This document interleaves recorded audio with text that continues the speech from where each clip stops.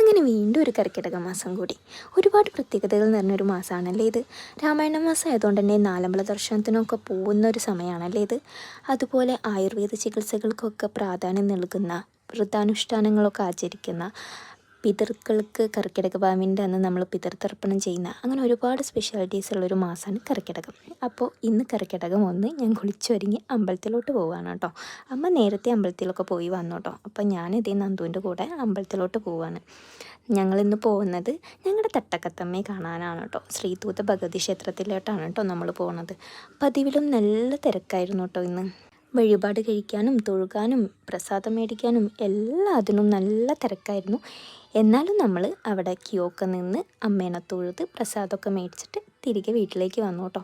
അപ്പോൾ കുറേ നാളായി ഞാനും നന്ദും കൂടെ ഒന്ന് കൂടിയിട്ട് കേട്ടോ. അപ്പോൾ കുറച്ച് നേരം ഞങ്ങളുടേതായ ഒരു ടൈം സ്പെൻഡ് ചെയ്തു. അങ്ങനെ കുറച്ച് നേരം കഴിഞ്ഞ് ഞാൻ എൻ്റെ വീട്ടിലോട്ട് പോകാൻ കേട്ടോ ചെയ്ത്. പോയത് പെട്ടെന്ന് ഫുഡ് അടിച്ചു.